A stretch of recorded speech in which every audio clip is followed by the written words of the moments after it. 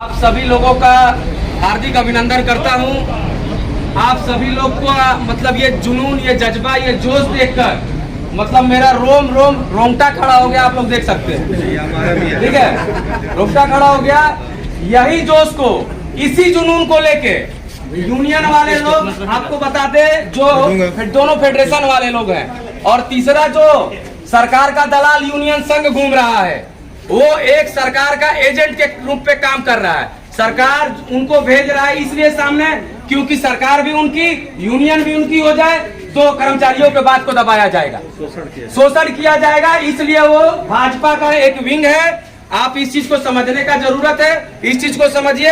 अब रही बात दोनों फेडरेशन की, तो दोनों फेडरेशन के लोग इतने ज्यादा, अगर वो इतने ज्यादा गद्दार हैं कर्मचारियों को लेके कि इस चीज को आप समझ सकते हैं। इन लोग गए हैं 2004 में, इन लोग हमारे कर्मचारियों के पीठ में खंजर घोंपने का काम किए। 20 साल बाद जब हमारे विजय बंधु जी, जो नेशनल लेवल पर हम लोग का वो समर्थन कर रहे हैं, 20 साल बाद जब मौका मिला कि विजय बंधु जी अपना 12 साल से लगातार 2013 से ओपीएस की मांग को लेकर चल रहे हैं, लगातार 12 सालों से संघर्ष कर रहे हैं।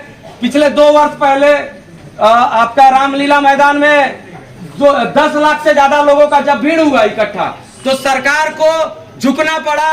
लोकसभा का जो अभी चुनाव हुआ था उसमें उसका परिणाम मिला। उनको पता था कि जो लोग बेरोजगार हैं, जो कर्मचारी वर्ग है, वही लोग उनको वोट नहीं दिए, क्योंकि पोस्टल बैलेट में भाजपा का हार हुआ था। ये चीज सरकार को पता था, इसलिए सरकार इस बार दोनों दोहरी नीतियों से चल रही है। संघ को अपना मतलब मोहरा बनाकर कर्मचारियों के सामने पेश कर रही है। और 20 साल बाद जब सरकार 10 लाख भीड़ देखकर विजय बंधु जी का जब डोली, तो उसके बाद इन लोगों को बुलाया गया। 20 साल बाद मौका मिला कि ओपीएस को लेके कोई चीज हम लोग कर सकते हैं, या अपनी ओपीएस को लेके कोई भी मांग को रखवा सकते हैं। हो सकता है कि उसको ओपीएस ही पूरा लागू हो जाए। लेकिन इन लोग अभी जो 2-3 महीने पहले जो हुआ था मीटिंग, उसमें इन लोग गए हैं दोनों गद्दार यूनियन, दोनों गद्दार फेडरेशन, जिन्होंने कर्मचारियों के पीठ में खंजर घोंपने का काम किया है। फिर 20 साल बाद उसी चीज को दोहराया इन लोगों ने, और इन लोग ने इतनी मतलब कर्मचारियों की अस्मिता को लूटा है कि चुपचाप चांदी के कलम को लेके मस्त बैठे मोदी जी के सामने, साइन किया यूपीएस पे। आज देखिए कि 2 से 3 महीना नहीं गुजरा, एक जमीनी स्तर के कर्मचारियों को पता चल गया कि यूपीएस गलत है, ओपीएस एक्चुअल में हम लोग को ओपीएस ही चाहिए था। लेकिन आप समझिए कि जो दिल्ली में इतने बड़े बड़े नेता बैठे हैं, उन लोगों को नहीं पता था क्या? सब कुछ पता था। वहां पर डील हुआ है, बहुत बड़ा डील हुआ है। इन लोग पूरा बना बनाया चाल था, पूरा मतलब इन लोग एक कहानी रचा गया है कर्मचारियों को के साथ ये सब करने का।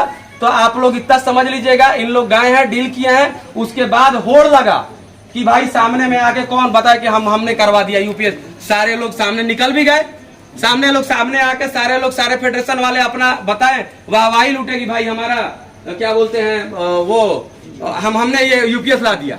तो जब आपने यूपीएस ला दिया, तब ओपीएस के लिए क्यों कर्मचारियों के बीच में आके लड़ रहे हैं? भाई आप यूपीएस अगर लाए थे, उसके लिए आप वीडियो जारी किए, प्रेस कॉन्फ्रेंस रिलीज किए, लेटर जारी किए यूपीएस के समर्थन में, तब ओपीएस का क्यों रोना रो रहे हैं? ये घड़ियाल के आंसू हैं। इस चीज को समझने का जरूरत है भाइयों, ये घड़ियाल के आंसू है। आज अगर नहीं समझिएगा तो हो सकता है कि आपका पूरा पीढ़ी, आपका जितना भी कर्मचारी लोग हैं, सबके भविष्य से खिलवाड़ होगा। तो इस चीज को समझने का जरूरत है। आप लोग संगठित रहे, इकट्ठे रहे। विजय बंधु जी को 10 लाख का भीड़ इकट्ठा किए, लेकिन उनका मान्यता नहीं था, इसलिए उनको सरकार नहीं बुलाई। हम लोग अगर 13 जून में लड़ रहे हैं, अगर हम लोग को मान्यता मिल जाता है तो विजय बंधु को उन लोग बुलाएंगे और विजय बंधु जी का राय लिया जाएगा। और विजय बंधु जी ओपीएस के लिए लड़ रहे हैं, तो हम लोग को ओपीएस मिलेगा। बस यही चीज बोलना चाहते थे। थोड़ा गला सूख रहा है, खांसी है, इसलिए